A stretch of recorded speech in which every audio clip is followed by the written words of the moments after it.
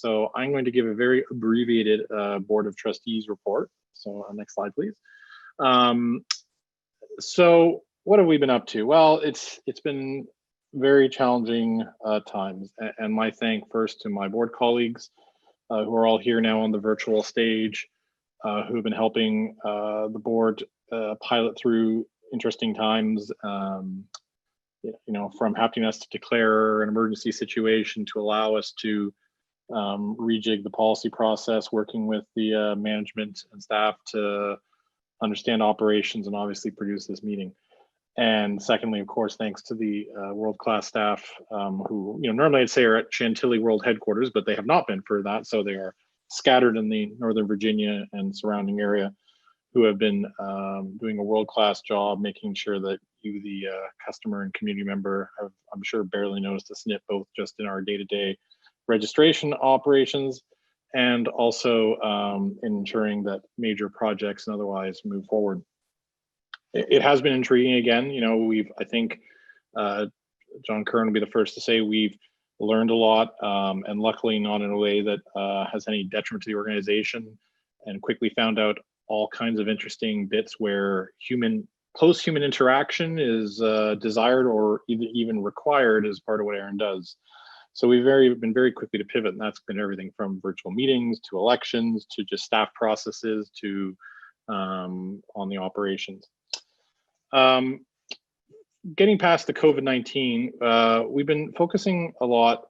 It started with our strategy planning, which began some time ago, which I'll get into, to just trying to get help understand and get a baseline level of, what does a healthy organization look like, and from that.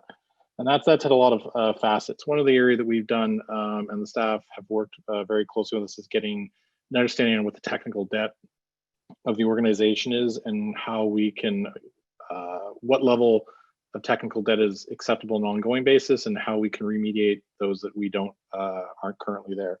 And that's produced all kinds of other great exercises, including getting a real understanding of the complexity of ARIN operations. And my hope is that part of that can be, we've had some internal documentation on that, and I'm hoping that we can translate that into the ever elusive services document. But I can assure you, after seeing it, it's amazing the scale of which things that ARIN does that you may not even imagine and has to maintain.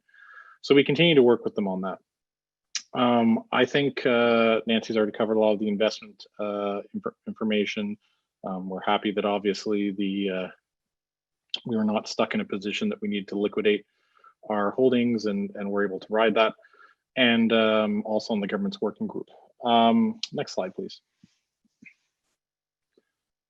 So one of the immediate challenges, just procedurally, is we'd like to generally have an in-person strategy meeting, typically around August.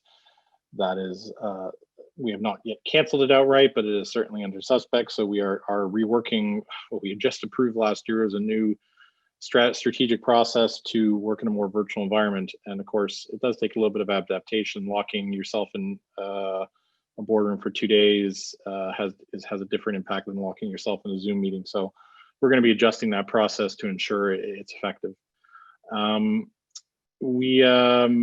The hope, as many may be aware, but for those, we actually approved in January the strategic plan that we spent most of last year approving. That's a 3-year plan at a high level. Our hope is to go in depth this year with on some of those pillars and use the off years not to obviously keep reinventing a 3-year plan so that staff can continue to run with that, but to help flush out some of those objectives. And part of that too is that COVID-19 has really raised a lot of strategic questions that have always been on the roadmap, but some had to get answered very quickly, and it's just brought those to the forefront. Next slide, please. In terms of elections, we had initially planned in January to start them earlier. We had hoped to make some fanfare around the April meeting. That, of course, best intentions got at that. So nominations have now closed. The nomination committee headed by Catherine Middleton is now well underway. The board continued to send a guidance letter, which I'd encourage anyone interested to read. We do make that public. And as I stated yesterday, those that also have their thoughts are happy to send that to the nomination committee. One other change that we made this year is that we've involved a third-party professional independent to interview each board candidate that makes it to the last rounds of the process, to just provide an independent view of that candidate's qualifications. And again, there's an option that there may be a second call in July if needed. So that's elections. Moving on to my last point, and my last slide, please. And from the better late than ever, I'd like to extend my thanks to Jason Schiller, who has been a long-term friend of mine throughout and a long-time community member. He has not been able to, due to just changes in work and such, be as involved in the community, but he was our NRO and C representative for many years, and he stepped down last year. And normally I would do this in October, so I'd like to personally apologize to Jason. I had a hectic travel schedule in October, and that's no excuse.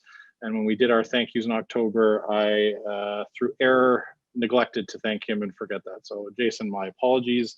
And normally this would be the point in our in-person meeting. I'd ask you all to show your support and clap, so I know that I can hear all, even though you're all on mute, the thunderous applause. And I'd just like to thank you again, Jason, and hope that you continue to be involved in the community for many years to come. And thank you for your service.